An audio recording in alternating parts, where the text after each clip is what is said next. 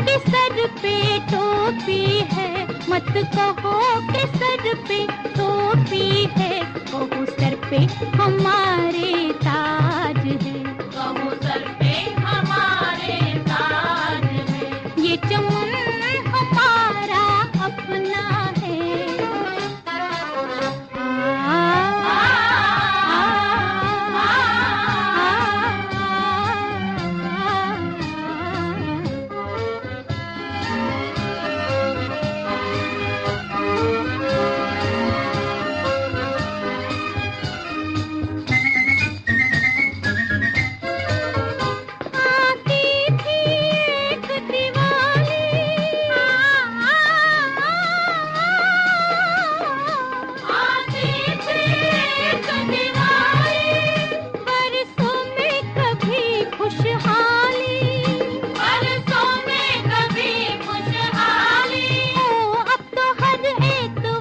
तो आप लोगों को सिर्फ मेरी शक्ल देखनी पड़ेगी, आज प्रेजेंटेशन अवेलेबल नहीं है।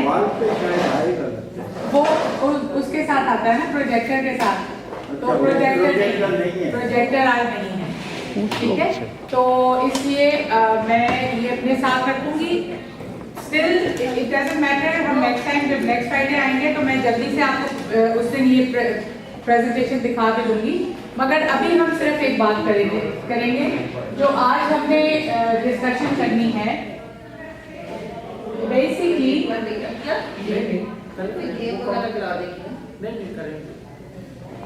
वो भी पता करने गए शायद यहाँ से करा दें।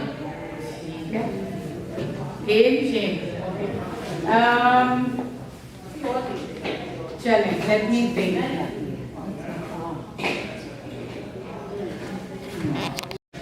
तो फिर हम उससे बात शुरू करते हैं। एनीबडी?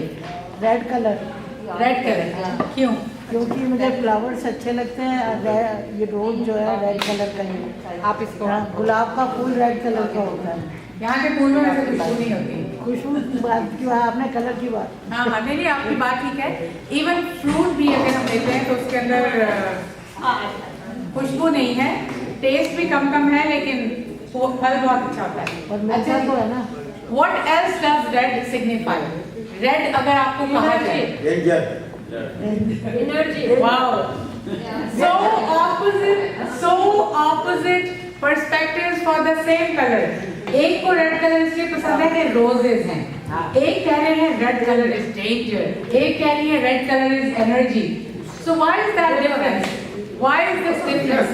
क्योंकि गुलाब में भी फूलों के साथ कांटे हैं, तो हर चीज में दोनों बातें होती है। Because of our perception and because of our personality. बस। So, in one word, if I tell you from this conversation, who said that red color is danger, I can read that this person is a careful person. They are not readily available for risk taking. Am I right? Sir? Okay. And the one who said energy, this person goes out and tries new things, and you would not find her dull most of the time. Am I right? So this is why I said, okay, let's talk about colors. Anybody else? Green. कोई और बताएं आपका कोई Green. Why is it? Because it gives us mental satisfaction. Satisfaction या peace? Like calm. Peace. Calmness है green. Calm, Anybody calmness. else thinks anything? किसी और का कलर है green favorite? Pink. अच्छा, चलें पहले हम green की बात करते हैं. What does green signify? इन्होंने कहा कि green gives us calmness. What else? Green से और क्या मिलता है? चारों तरफ नीली है, वो भी ग्रीन है, और हमें से ग्रीन देखने को मिलेगा। Pleasant है, calming है. What else? What else does green signify? आंखों आइज को अच्छा लगता है, आंखों को अच्छा लगता है, kind of pleasant, right? Can I say that green signifies life in a way? कि सारी vegetation green है, सब nature, पौधा फूल पत्ते सब green है, nature green है, right? So हमारा flag में green color है, right? So this नहीं है अवेलेबल डॉक्टर साहब? नहीं मिला? That's okay. That's okay. So this is basically, this was just a little bit of छोटा सा हमने जागने जगाने के लिए डिस्कशन किया था। हमारी पर्सनैलिटी हर एक के लिहाज से फर्क होती है।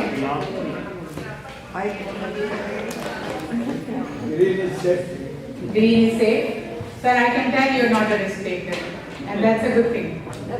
आज हम बात करने जा रहे हैं कॉन्फ्लिक्ट रेजोल्यूशन की। अब कॉन्फ्लिक्ट क्या होता है? Can anybody define? Can anybody give? What do you think when you hear the word conflict?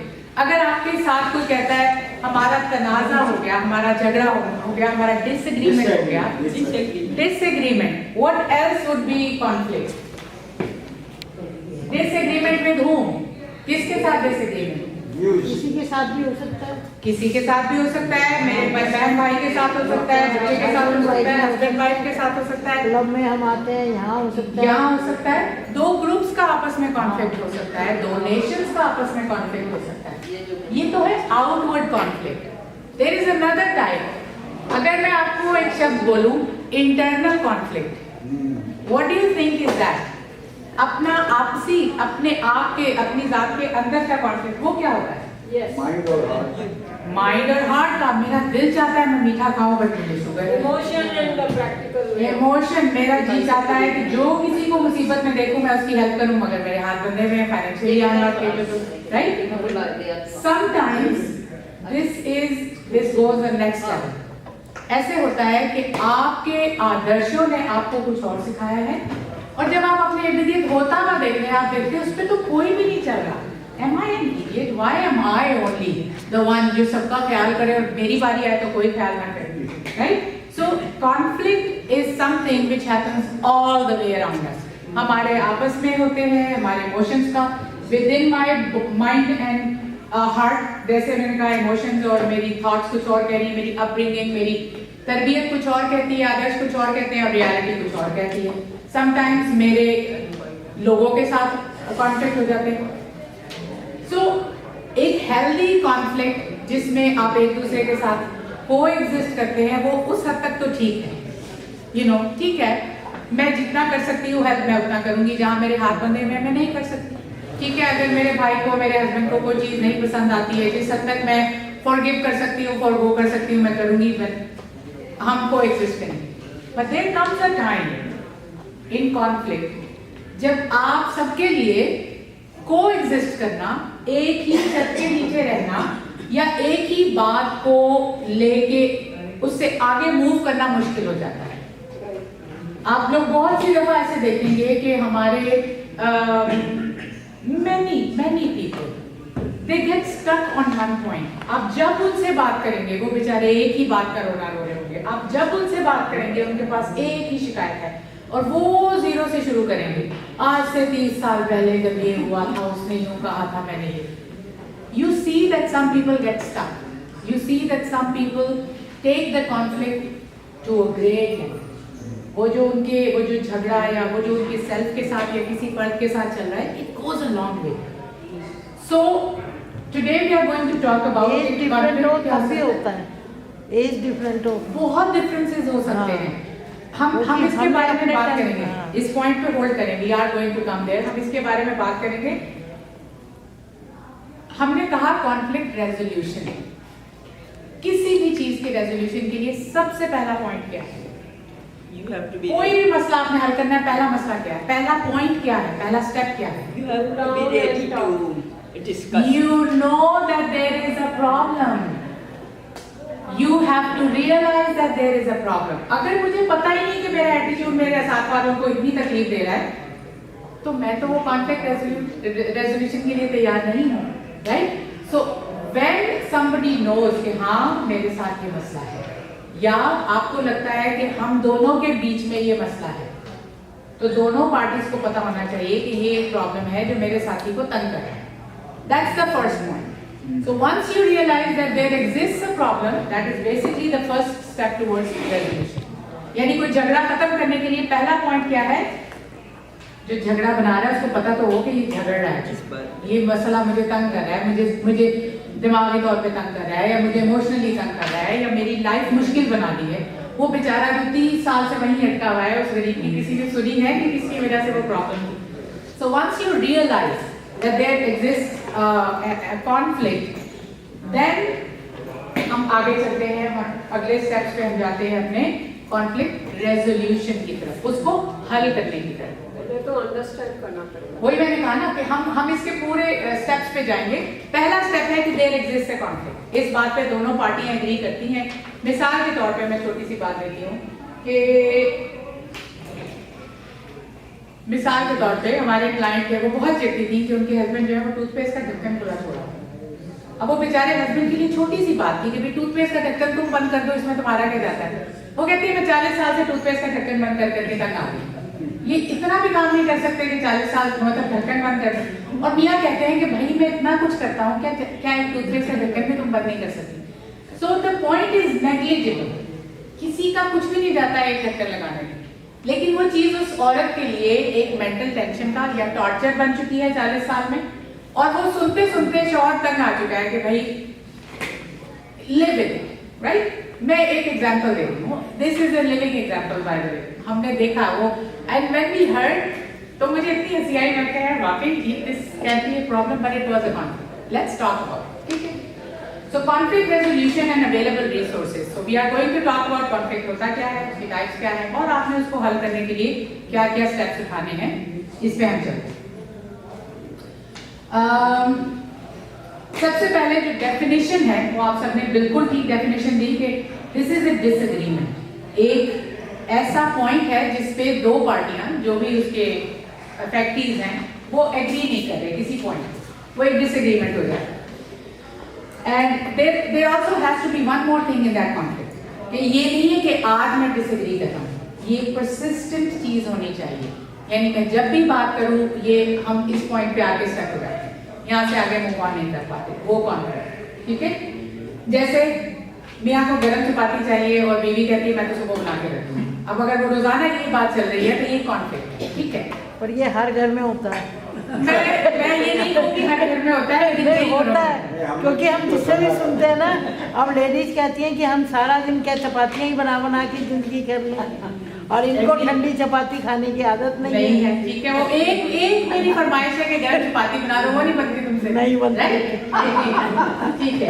अच्छा, अब इसमें ये एक तो हमने ये चले हम टूथपेस्ट की बजाय ना चपाती पे आ जाते हैं, ठीक है। This looks like more of an existing conflict in some houses. और इंदो भी होता है। Sir very well said. ये सारा जो प्रॉब्लम है ना, हम आगे जाके देखेंगे कि बहुत सारे मसाइल इसलिए नहीं होते कि मुझे गरम चपाती, अगर मैं सुबह 8 बजे बना सकती हूँ तो मैं 1:30 बजे भी बना सकती हूँ। There is something else that is bugging me. नहीं, पर और मैं उस प्रॉब्लम something else होती का है, मतलब उससे नहीं ले सकती, इसलिए मैं ठंडी चपाती एवरी टाइम चपाती बनाने में इतनी और भी तो काम साथ में हो जाते हैं ना, क्लीनिंग के और उसके। So hold on to this as well. मेरे पास इसका एक सोल्यूशन है, मैंने किया हुआ है घर पे and it works. हम उस पे आते हैं, ठीक है। Anyway, definition है what do you consider a conflict? It is a disagreement. पहला भाग इसका कि it is a disagreement. दूसरी चीज ये कि persistent यानी consistent, ongoing for some time. कुछ अर्सा चलता रहे तभी कॉन्फ्लिक्ट बनता है, वरना मैंने कोई बात की, अगले ने मान ली, उसने कही 3-4 दफा के बाद मैंने मान ली, 3-4 दफा के बाद उसने मान ली, that's not a conflict. Conflict है जो लंबा चले और मुस्तकिल एक ही बात पे कोई दोनों पार्टियां वहीं अटक रही, चपाती पे अटक रही, ठीक है। एग्जाम्पल हमने चपाती की ले ली, टूथपेस्ट के ढक्कन की ले ली। अब हम ये बात करते हैं कि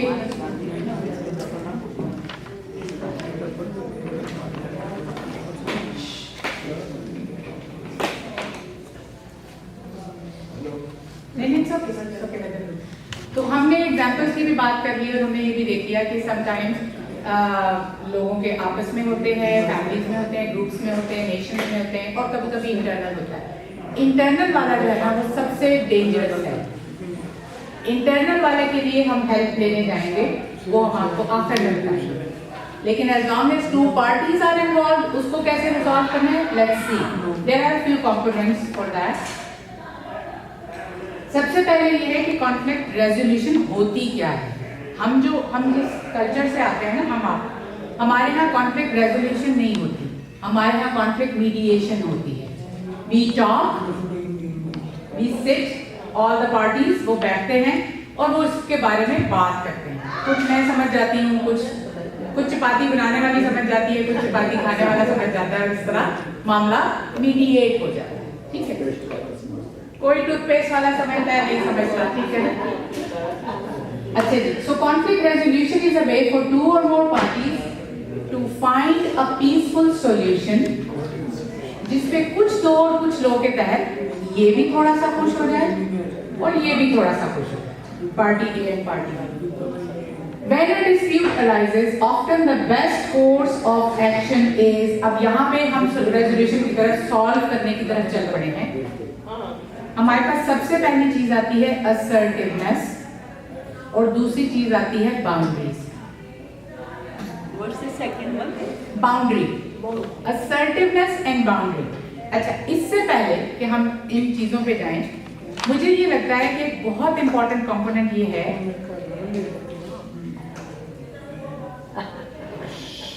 कि मैं और वो जो दूसरी पार्टी है, अगेन जैसे मैंने कहा, we realise that there is a conflict, और फिर हम इस बात पे राजी हों कि हमने ये मसला हल करना है। मिसाल के तौर पे चपाती खाने वाले के लिए तो ये प्रॉब्लम है, मगर बनाने वाले के लिए प्रॉब्लम नहीं, क्योंकि क्या मुश्किल है भाई, आगे चलो, मैंने ये मसला हल किया।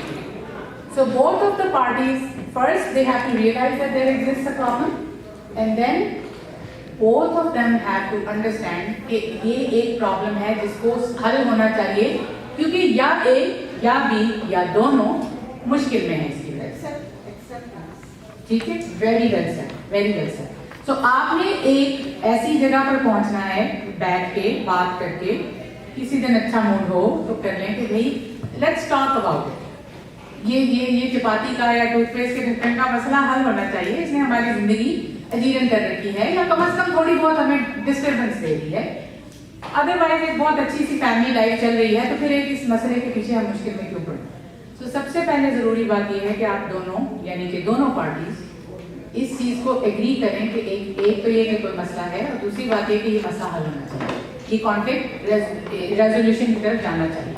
ठीक है, अब हम बात करते हैं असर्टिवनेस की।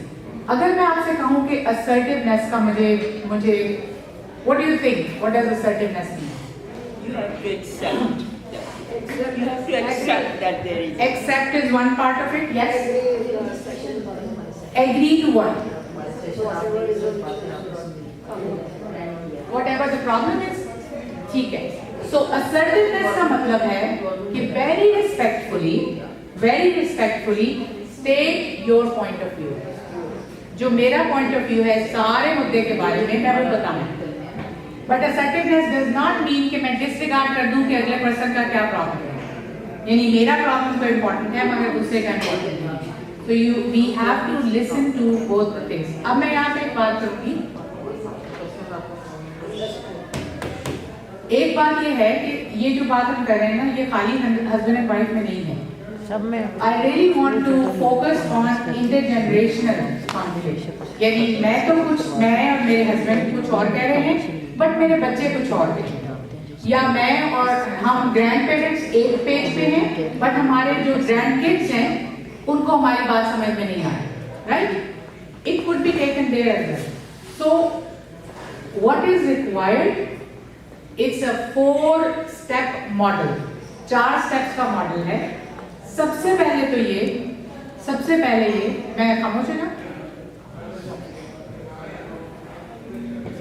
जी, एक ये परफॉर्मा दिया आपको भरने के लिए, ये चूंकि प्रेजेंटेशन जो है और उसके लिए ये कुछ इंफॉर्मेशन चाहिए होती है कि किन लोगों को ये प्रेजेंटेशन दी गई, उसमें आपकी ऑप्शन है, जैसे डेट ऑफ बर्थ है, आप अगर उसमें देना चाहें तो दे सकते हैं, ना देना चाहें तो उसमें आप रिफ्यूज भी कर सकते हैं, वो आपकी मर्जी है, number 1।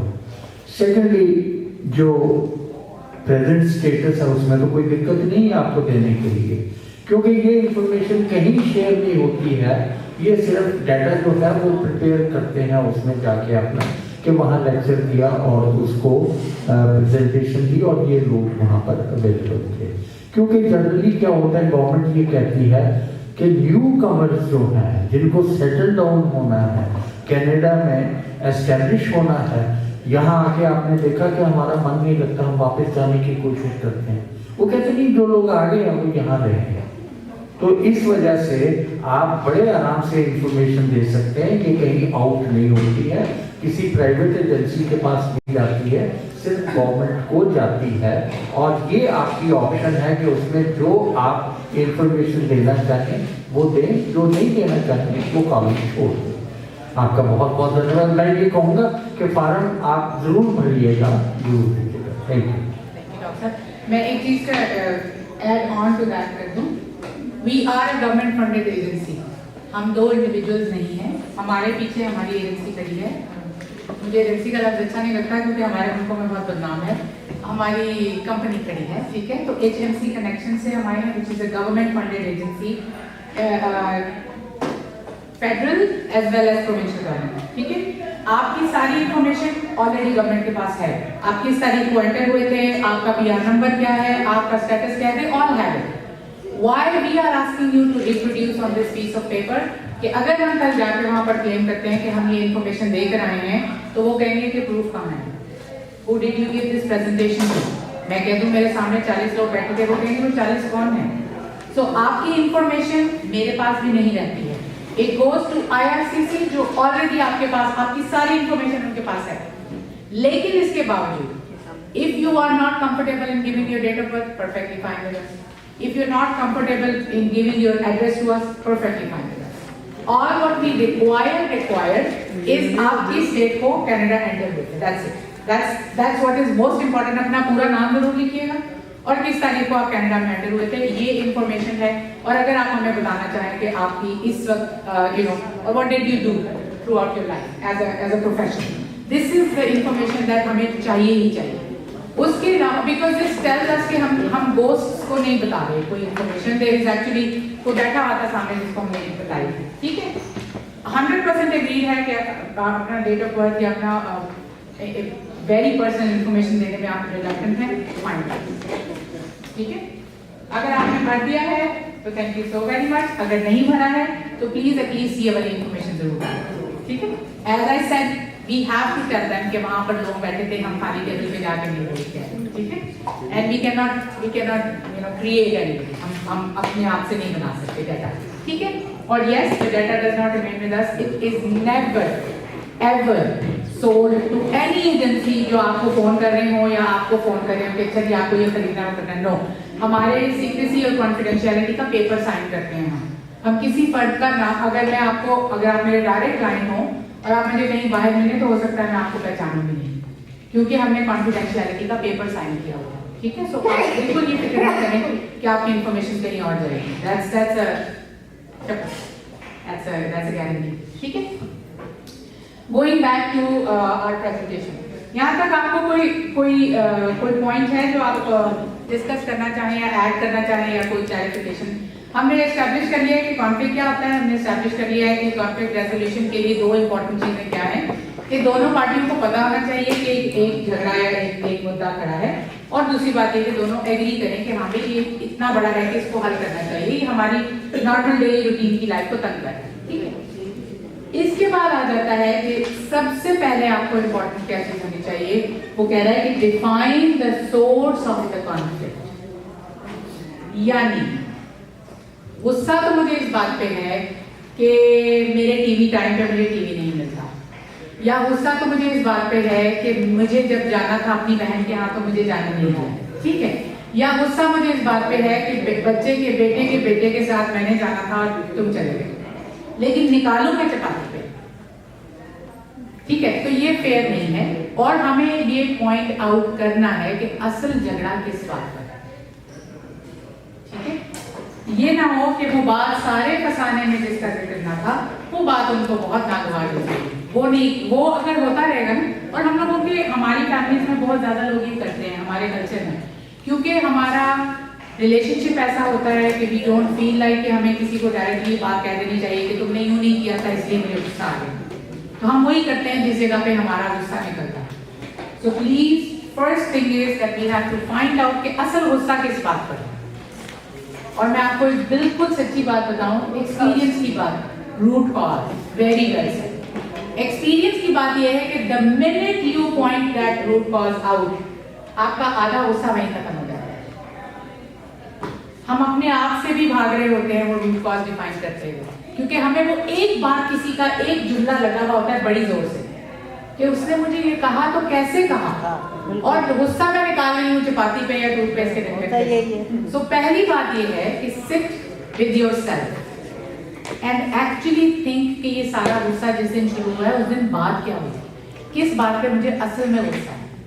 So once you have found that out, इसका मतलब है कि आप वो हल्की सीढ़ी पे तीसरे चौथे कदम पे पहुंच गए, ठीक है। इसके बाद आपने क्या करना है कि take your time to reveal the true needs of each party. मिसाल के तौर पे, यानी कहने का मतलब क्या है कि वंस आपने एक एक्चुअल मुद्दा ढूंढ लिया जिस पे आपको असल में गुस्सा है, अब आप उसके बारे में सोचें कि कोई ऐसा तरीका है कि मैं भी खुश रहूं और वो भी खुश रहे। मैं आती हूँ चपाती की तरफ। सो बिकॉज मैं भी काम करती हूँ और मेरे हस्बैंड को भी गरम चपाती पसंद है। ऐसे मैंने उनको ट्रेन कर दिया, वो बेचारे ठंडी भी खा लेते हैं, लेकिन मुझे पर्सनली खुद अच्छा नहीं लगता कि अगर मैं अवेलेबल हूँ तो तरीका यह है कि रोटी कच्ची पक्की बना के रखो और बाद में उसको गरम कर लो। कच्ची पक्की की भी जरूरत नहीं है, आप उसको एक दिन खड़े होके और इतना बड़ा पेड़े आटा गूंद के उसके पेड़े बना के बेल के क्लिंग फिल्म बीच में लगा के फ्रीज कर लें, बिल्कुल। उसके बाद आपने कोई झगड़ा, कोई लंबा काम नहीं करना, सिर्फ तवा गर्म करना है, उस पर वो फ्रोजन रोटी एक एक करके डालते जाए, बेहतरीन पकती, बेहतरीन पराठा भी बहुत अच्छा बनता है। यही घरों में यही हो रहा है।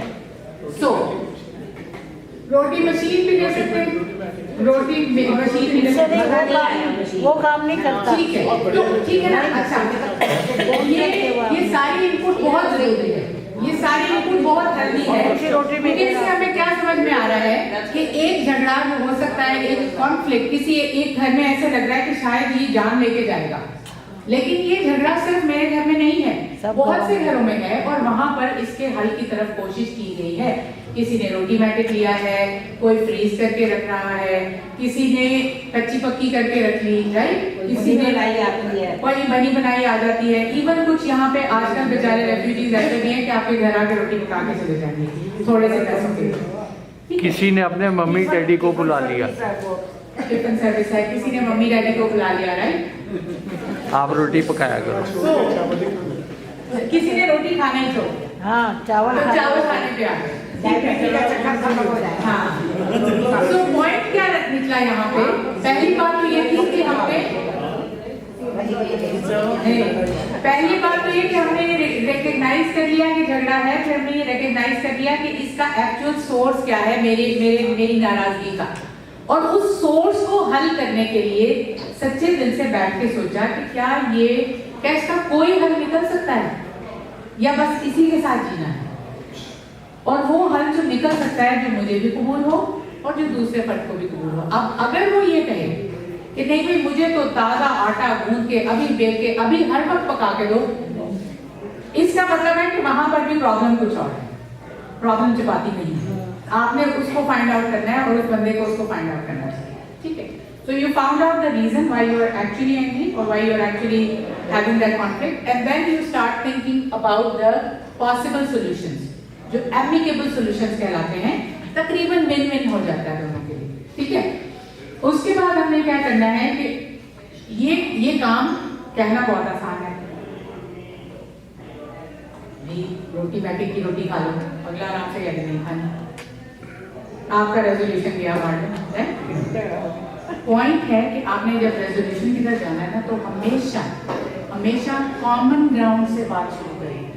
ये ना कहें तुम्हें तो मुसीबत है गरम रोटी खाने की, वो वही कानों का स्विच ऑफ हो गया, दिमाग का स्विच ऑफ हो गया कि लो जी एक झगड़ा और आने लगा। नहीं, बात हमने ये करनी है कि देखिए मुझे एहसास है कि मैं आपको रोटी बना के गरम नहीं दे सकती और आपको गरम रोटी पसंद है, फिलहाल ये मुमकिन नहीं है, तो आपके ख्याल में अगर मैं आपसे पूछूं कि इसका कोई आप मुझे सोल्यूशन बताएं, तो कोई सोल्यूशन ज़हन में आता है? वो कहेंगे कि नहीं मैंने सोचा नहीं इस बारे में, तो आप उनको बताएं। जैसे मिसाल के तौर पे हम रोटी मैटिक ले लें, या अगर मैं फ्रीज करके रख दूं और बस ताज़ी आपको उस वक्त बना दूं तो क्या खैर है? कहने का मतलब ये है कि start from the common point, यानी जैसे आप किसी कॉन्फ्लिक्ट से तंग है ना, आप यकीन करें, being a woman I know कि हम हमेशा यही समझते हैं कि ये प्रॉब्लम बच्चों को तंग नहीं करता, हमारी शक्ल उनको तंग करती है, वो बेचारे कहें या ना कहें। So talk about a probable solution और start from the common ground कि एक ऐसी चीज है जो आपको भी तंग कर रही है, मुझे भी तंग कर रही है, और ऐसा नहीं कि मैं उसके बारे में बिल्कुल ला ताल्लुक हूँ, मुझे पता है कि ये चीज तंग कर रही है, तो लेट्स फाइंड अ सॉल्यूशन। ठीक हो गया, ये है पहला सॉल्यूशन, ये है पहला तरीका, पहला टूल। इस टूल को अगर हम डिसाइफर करें, थोड़ा सा खोल के देखें, तो हमारे पास जो चीज आती है उसका नाम है केयर मॉडल। हाँ, मेरे बच्चे हमेशा मुझ पे हंसते हैं कि मम्मा आप प्रेजेंटेशन देने जाती हैं, आपको ये भी नहीं पता कि उस स्लाइड पे कहाँ डायरेक्ट जाना है। The care model, care model basically एक समझ में आपको फॉर्मूला है कॉन्फ्लिक्ट रेजोल्यूशन का। पहली चीज है कम्युनिकेशन, कि आप उनको कम्युनिकेट करें कि भाई आपकी ये चीज ना मुझे तंग करे, और बड़े रिस्पेक्टफुली, बिकॉज व्हाटएवर, दो पार्टीज में तभी कोई मुद्दा खड़ा होगा जब आपका कोई ना कोई ताल्लुक है, ओपन माइंडेड। एग्जैक्टली। सो एक तो ये कि उसको अच्छे तरीके से प्रेजेंट करें, पर्सनल अटैक्स के बगैर, ये बहुत जरूरी है और ये बहुत मुश्किल है, औरतों के लिए तो खास तौर पर बहुत मुश्किल है, एक ना एक जुमला बीच में फेंकना होता है। But the first thing is try to communicate without personal attacks. अगले बंदे के साथ हमने बहुत अच्छी जिंदगी गुजारी है, तो think about those good times. मैं खुद जो आपको बात कर रही हूँ, this is very hard, I am trying to do these things. 10 में से 6 दफा रुक जाता है जुमला और 4 दफा निकल जाता है मुझसे, लेकिन यू हैव टू ना, वो फौरन ही कोई बात होगा तो आपको एक गुस्सा आता है, तो वो बातें दिल में रहने। सेकेंड चीज कम्युनिकेट के बाद है very important, active listening. Active listening क्या होता है? एक्टिव लिसनिंग क्या है? ध्यान देके सुनो। ध्यान हो सकता है कि मैंने खुद अपने बिहेवियर से उनको भगा दिया, कि जब वो मेरे पास आके बैठते हैं मैं उनको डांटने लग जाती हूँ, और honestly I did that, I am guilty of that. मेरा बेटा जब मेरे पास आता था, मैं उसको ये नहीं किया, यूं नहीं किया, उसने मेरे पास बैठना छोड़ दिया। फिर मैंने एक दिन उसको बिठाया और मैंने कहा कि बेटे तुम मेरे पास बैठते नहीं हो। वो इतना तंग आया हुआ था, कहने का मामा मैं जब बैठता हूँ आप मुझे सिर्फ डांटते हो। बहुत दिल चाह रहा होता है ये सुन के भी एक दफा और डांट दे, लेकिन होल्ड, कम्युनिकेट। मेरा मसला क्या है, मगर ये उनका राइट है कि वो भी आपको कम्युनिकेट करें, और आप उनको एक्टिव लिसनिंग के काम दें। गिव देम दिस पॉइंट कि ठीक है अब तुम बताओ कि ऐसा क्यों है। परवरिश का भी तो फर्क है, हमारी जैसे परवरिश दूसरी कंट्री में हुई हुई है, बहुत फर्क है। बच्चे यहाँ पर आते हैं, उनकी परवरिश यहाँ के बिल्कुल हिसाब से ठीक है, है। 100%। लेकिन मैं इसको थोड़ा सा, I really want to, this is a very good point. मुझे आप एक बात बताइए, जब हम आप उस एज में थे, जब हमारे बच्चे इतने छोटे थे, हम मुख्तलिफ जगह पर बिजी होंगे, हमारा बिजीनेस का टाइप मुख्तलिफ हो सकता है, मगर डू यू नॉट थिंक कि हम भी उतने ही बिजी थे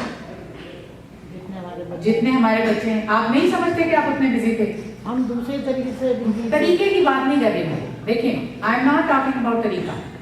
मैं ये कह रही हूँ कि अगर आज एक बहू फॉर एग्जाम्पल या बेटी या बेटा पिक एंड ड्रॉप में बिजी है, राइट, बच्चों की क्लासेस स्विमिंग ये इसमें बिजी है, और मैं जब छोटी थी तो मैं मसाला पीसने में बिजी होती थी, पोछा लगाने में बिजी होती थी, बिजी मैं भी थी।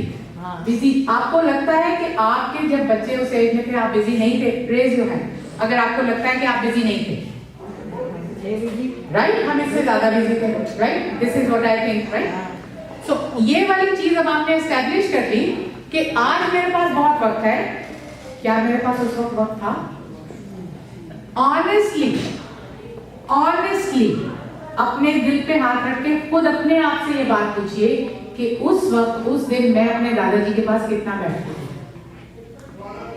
और अगर मैं बैठती थी तो क्या चीज थी जो मुझे दादाजी के साथ बांध के रखती थी, और क्या चीज थी जो मुझे नाना जी से भगा देती थी, या अदर वे राउंड।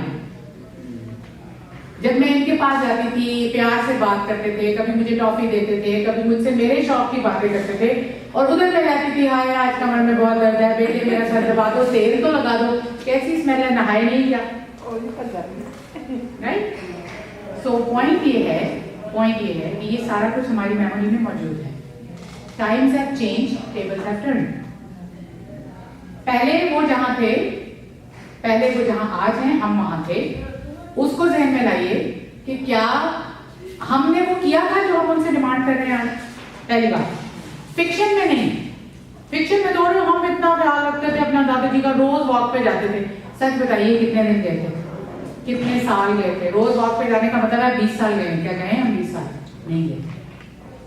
सो ए, कम्युनिकेट, अपनी पॉइंट बताइए, बी एक्टिव लिसनिंग। उनसे पूछिए कि क्या बात है कि तुम मेरे पास नहीं बैठते, क्या बात है, क्या कोई ऐसा मसला है जो एक्चुअल प्रॉब्लम है जिसको हम सॉल्व कर सकते हैं, रिजॉल्व कर सकते हैं। एक आजकल टेक्नोलॉजी भी तो एडवांस हो गई है। उस टाइम दिल चाहता है पत्थर मार के हाँ, बोलते हैं। क्योंकि उस टाइम कोई टेलीफोन नहीं होते थे, हमारे पास कुछ भी नहीं होता था। नहीं और होता इस था। टाइम तो सेल फोन ऐसी है कि भाई बच्चे के पास टाइम ही नहीं है। आपको पता है कि स्टैट्स ये बताते हैं कि ये सेल फोन और स्क्रीन जो है ये एक न्यूएस्ट फॉर्म ऑफ एडिक्शन है। हाँ, बिल्कुल। और ये आपको मैं ये भी बता दूं कि ये आप नहीं कह सकते कि ये एडिक्शन सिर्फ छोटों को है। सबको यहाँ हमें जितने लोग बैठे हुए हैं, बड़ों को भी है। अगर हम कहते हैं कि मेरा बच्चा मेरे पास नहीं बैठता, ठीक है, आप मुझे बताएं क्या दादा बैठते हैं बच्चों के पास, नाना बैठते हैं बच्चों के तो पास? वो क्या करें जब उनके पास बच्चे नहीं बैठते तो फिर अपना मन वो सेल फोन में लगा लिया उन्होंने। That could be there, but on top of that it is there कि जब वो बच्चा अवेलेबल होता है तो वो उधर अपने फोन पे बैठा है, दादाजी अपने फोन पे बैठा है। ओके, मैं आपसे पूछ रही हूँ, ये आप लोगों का केस सिनेरियो है। बच्चे को माता पिता ने भेज दिया कि जाओ दादाजी के पास बैठो या नाना जी के पास बैठो या चाचा जी मामा जी जो भी हैं उनके पास बैठो। बच्चा आ गया है, उसने अपना फोन निकाल लिया, दादाजी ने अपना फोन निकाल लिया। This is the scenario. आप हो एज एन ऑब्जर्वर, आप इसको क्या करेंगे? इस सॉल्यूशन, इस मुद्दे को, इस प्रॉब्लम को, इस कॉन्फ्लिक्ट को आप कैसे हल करेंगे? आई ओपन द कोई ऐसा टॉपिक करें जिससे कि बच्चे को भी इंटरेस्ट हो और हमें भी interest. Very very very well said. Again go back to your own childhood. क्या कोई ऐसा टॉपिक है जिससे आप और आपका बच्चा दोनों बात कर सकते हैं? अगर नहीं है, देखें इस वक्त जरूरत किसको है? हमें एक्चुअली उसको भी है, मगर हम बड़े हैं और हम समझते हैं अपनी जरूरत को, वो छोटा है वो नहीं समझता, तो हमने भी उसकी जरूरत को समझना है। जरूरत है कि पेरेंट्स, ग्रैंड पेरेंट्स और बच्चों के दरमियान वो एक बॉन्डेज बने, राइट?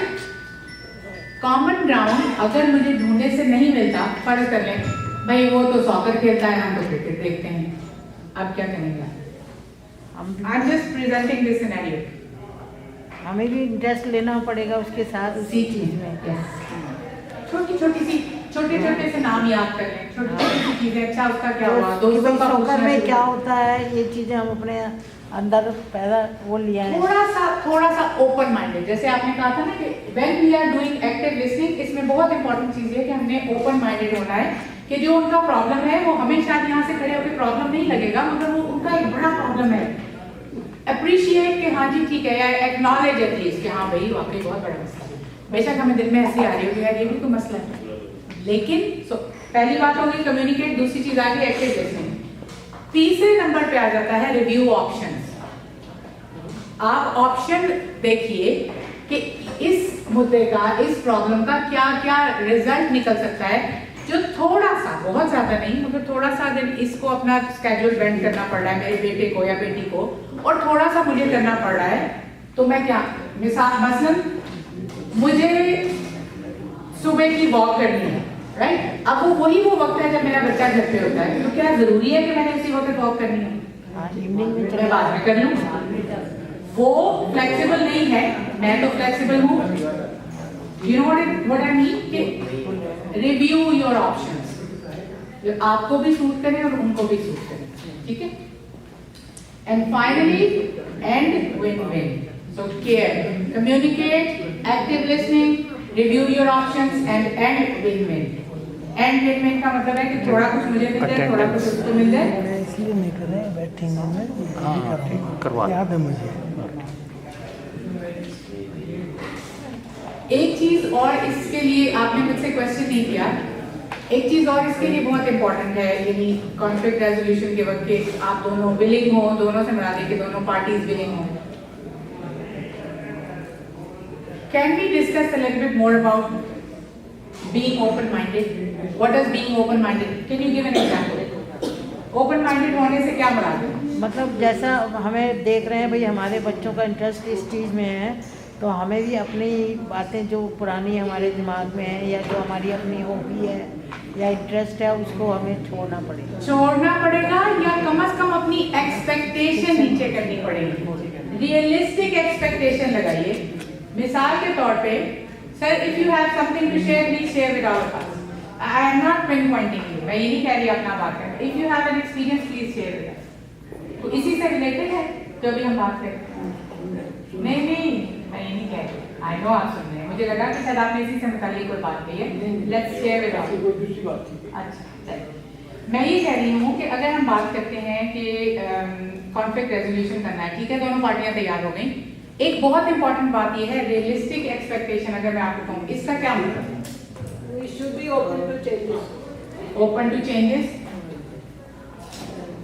मसलन ये कि मुझे तरबूज खाना है, ठीक है, अब यहाँ पर नहीं मिल रहा है तो मैं ओपन टू चेंज हूँ कि मैं तरबूजा खा लूँ। हाँ, उधर देखता हूँ। Very well said. ओ पहली बात है रियलिस्टिक एक्सपेक्टेशंस।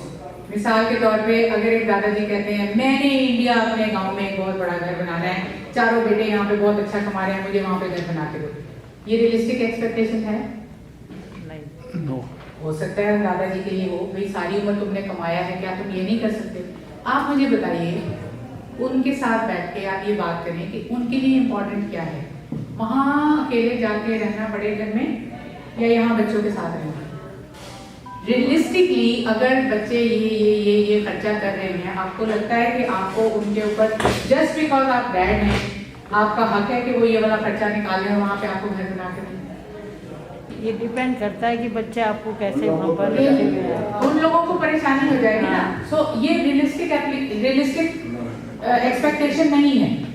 सो पहली बात तो ये कि ये देखिए कि जो कुछ एक्सपेक्ट किया जा रहा है क्या वो रियलिस्टिक है, ठीक है।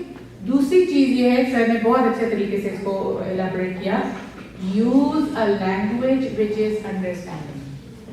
वो भाषा, वो शब्द, वो टोन यूज करिए कि अगला आपकी बात सुने। अगर मैं शुरू ही इससे करूंगी तुम तो कभी भी मेरी बात नहीं सुनते या छोड़ो बातें तो बहुत है मगर तुम्हें कहाँ फुर्सत माँ के पास बैठने की है, बच्चा कहेगा ठीक है नहीं है फुर्सत जाएगी, ठीक है, उसने काम करके स्विच ऑफ किए चला गया। और कभी उससे बात करनी होगी कि मैं तो जब भी जाऊँ उनके पास शिकायतों का पिटारा होता है, ठीक है। पॉइंट ये है कि अगर आप ऐसी हरकतें हम कर रहे हैं ना तो हम अपने बच्चों को खुद से खुद दूर धक्के देके दूर करें। आज के जमाने में ना उनके पास बहुत दिलचस्पियां हैं, हमारा नंबर आखिर में आता है, ठीक है, उसमें अगर हम उसमें ऐड करते जाएं अपना नंबर मजीद नीचे गिराने में तो हम बेवकूफ होंगे। वो भी गलत है। सो ए हमारी रियलिस्टिक एक्सपेक्टेशन होनी है, बी हमने ऐसी लैंग्वेज और टोन यूज करनी है जो अगला सुनने पर राजी हो या कम से कम आमादा हो। और हमें ये भी भूलना पड़ेगा कि भाई हमारे टाइम पेरेंट्स की सुनी जाती थी, ये होता था, पर अब वो टाइम नहीं है। अब वो टाइम नहीं है।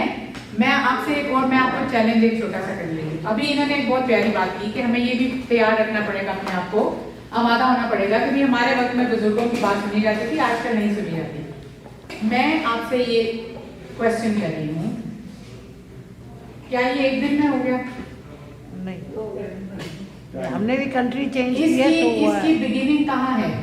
मैंने डेफिनेटली मैंने खोली को दी, अपने बच्चे को मोर इम्पोर्टेंस दी है, अपने पेरेंट्स के हस्बैंड, तब वो आज इस जगह पे पहुंचा है कि मेरे वो नहीं भर रहे ना, वो गई है कोली। I have that point. मेरी नस्ल ने अपने बच्चों की तरबियत बोले अगर रिफ्रेशमेंट में शामिल होना तो भरना पड़ेगा। That is why it has happened. जो रही सही कसर थी वो स्कूलिंग ने पूरी कर दी। ये जो सोसाइटी है ना, ये है इंडिविजुअलिस्टिक सोसाइटी। हम जहाँ से आए हैं वो थी कलेक्टिविस्ट सोसाइटी। मैं इम्पोर्टेंट नहीं हूँ, मेरा खानदान इम्पोर्टेंट, मेरा परिवार इम्पोर्टेंट है। अगर मुझे ठंडी रोटी भी खाने को मिल जाती है कोई बात नहीं, मेरे घर के लोग गर्म खा लें। यहाँ पर स्कूलों में ये नहीं सिखा रहे, वो कहते हैं मैं इम्पोर्टेंट हूँ। हमने अपने बच्चे को बैठ के ये बताना है कि बेटे दरमियान का रास्ता निकालो, तुम भी इम्पोर्टेंट हो, बिल्कुल बजा, मगर फैमिली भी इम्पोर्टेंट है। क्यों?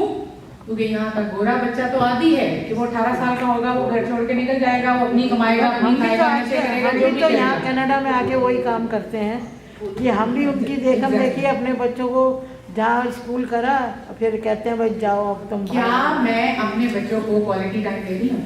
नहीं दे उस रहे वक्त जब उनके पास अभी फोन नहीं था, उस वक्त जब उनको प्रॉब्लली मेरी जरूरत थी, उस वक्त मैंने उनको टाइम दिया? अगर मैंने नहीं दिया तो मैं I am wrong to expect it from them when they don't have time.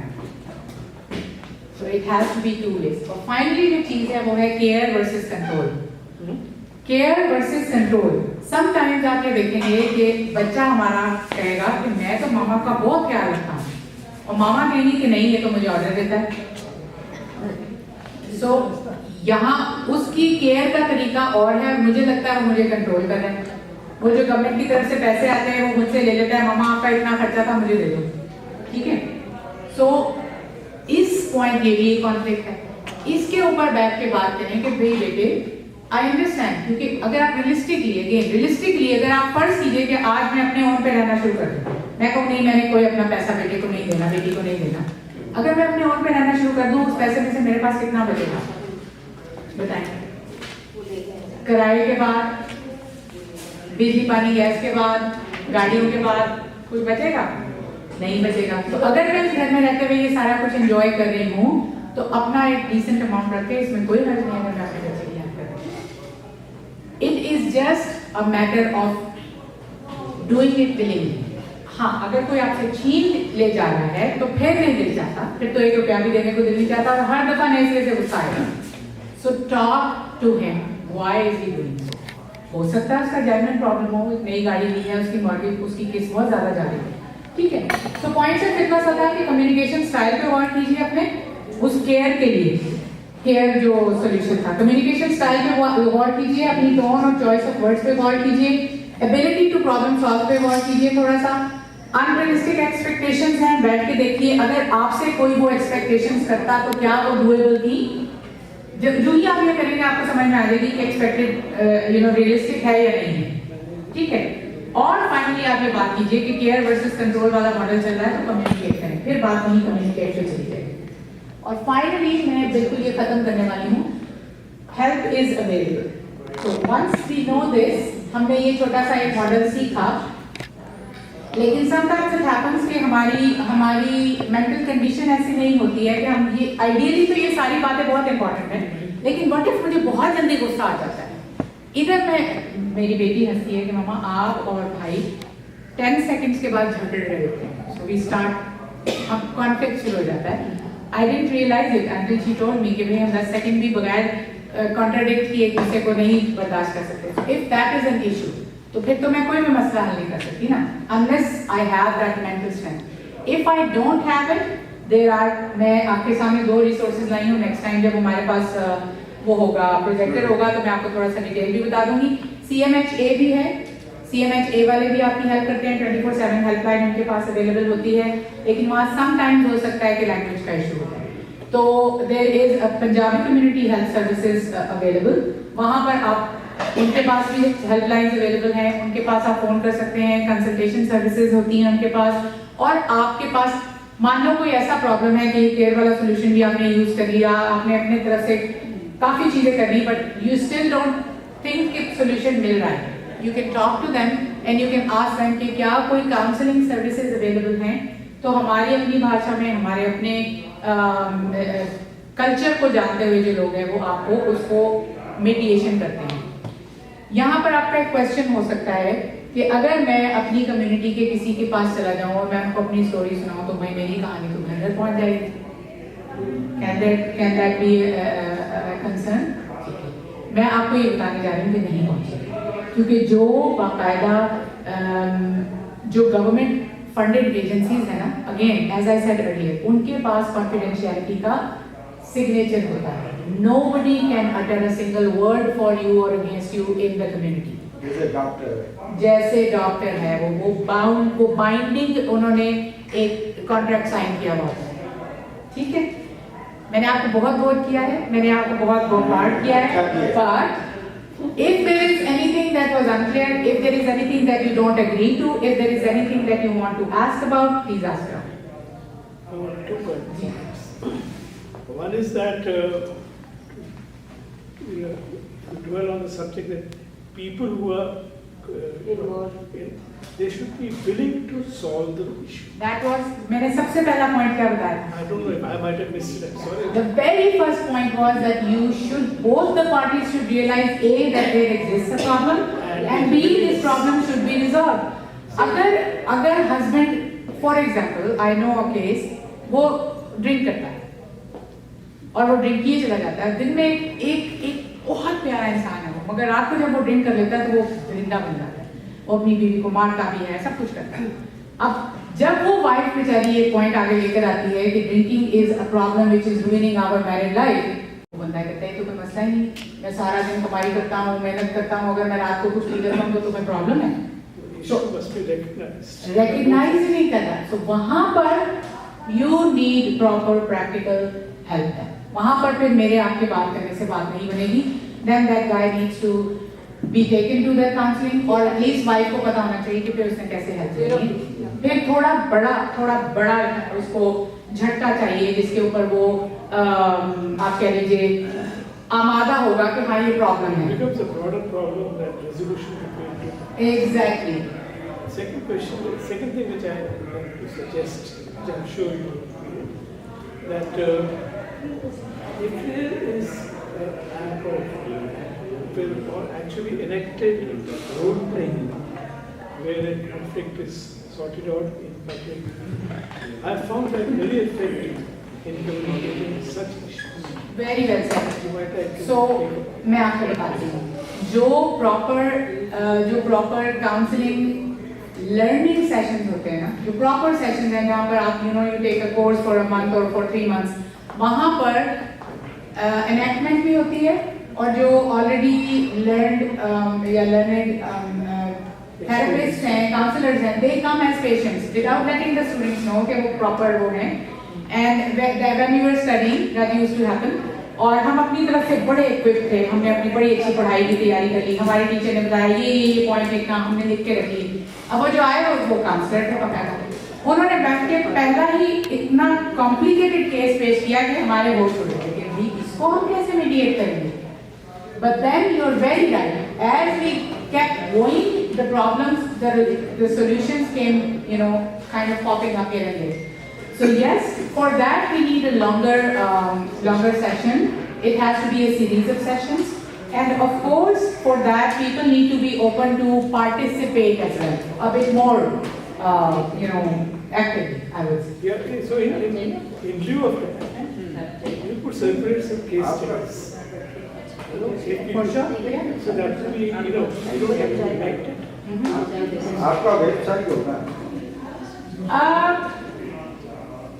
जो कॉन्फ्लिक्ट रेजोल्यूशन है ना, या किसी भी किस्म की काउंसलिंग है, जैसे कपल्स काउंसलिंग होती है, कॉन्फ्लिक्ट रेजोल्यूशन हो गई, इंटरजेनरेशनल कम्युनिकेशन गैप्स हैं, ये सारी चीज़ें आपको प्रॉपर कहीं पर जाके इसके सेशंस लेने होते हैं, और वहाँ पर केस स्टडीज भी अवेलेबल हैं, वहाँ पर इस तरह से इन क्लास डिस्कशन भी होती है, but it's a very good option. If there is a series of it, of course we will try. Yeah, even if you pass around a couple of case studies, at least half the people. चले मैं next time लेकर आऊँगी. If you guys are okay with reading out so much English, because case study का मतलब पूरी story होगी, तो आपको वो स्टोरी पढ़नी पड़ेगी, और फिर आखिर में हम उसके सोल्यूशन के ऊपर बात करेंगे कि आपके ख्याल में ये जो सोल्यूशन है ये बेस्ट था या कोई और सोल्यूशन हो सकता था। So I can for sure break that next. Okay. ठीक है जी। Thank you so very much. If there isn't any other question, of course I will pass on to Samina ji. No, they are getting break for chat. Okay, break for जी बहुत बहुत धन्यवाद, thank you very much. आपके बहुत अच्छी presentation दी, और मैं इसको बहुत ही गहराई से सोच रहा था, क्योंकि मैंने जैसे आपको बताया कि मैंने 40 साल लॉ पढ़ाया है, और उसमें मेरा फेवरेट जो सब्जेक्ट होता था वो फैमिली लॉ है, और मैं ये कोट किया करता था कि cruelty is a ground for divorce, और क्रूअल्टी पहले फिजिकल हुआ करती थी, अब मेंटल क्रूअल्टी वो भी ये माना गया कि बहुत जबरदस्त क्रूअल्टी है।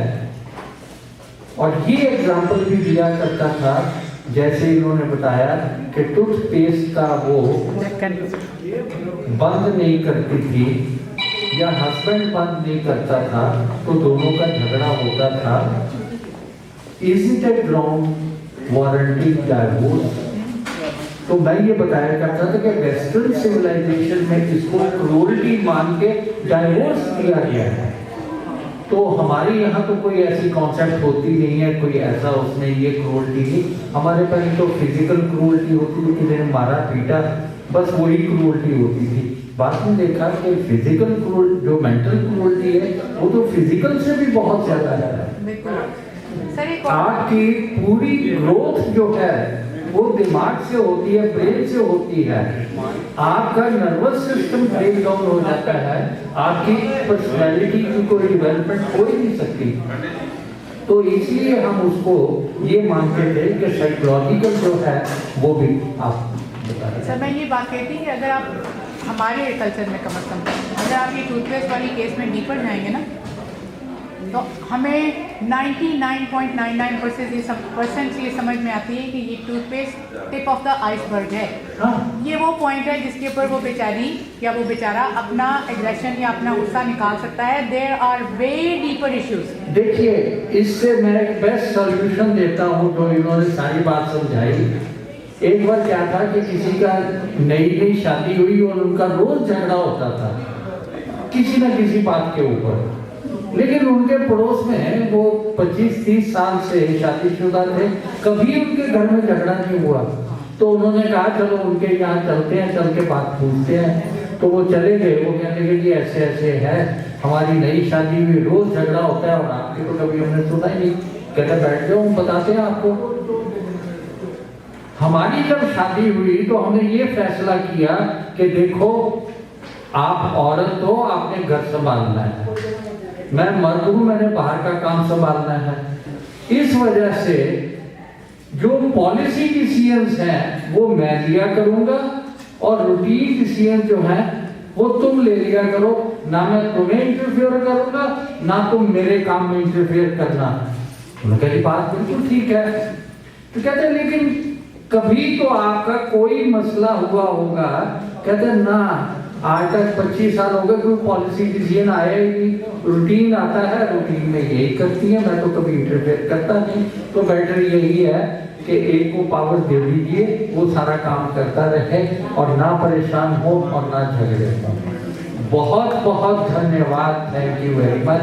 अगले हफ्ते हम वो अपना प्रोजेक्टर भी लेके आएंगे और उसके साथ आपको प्रेजेंटेशन देखने पे भी मिलेगी। बहुत अच्छा लगा, बहुत धन्यवाद।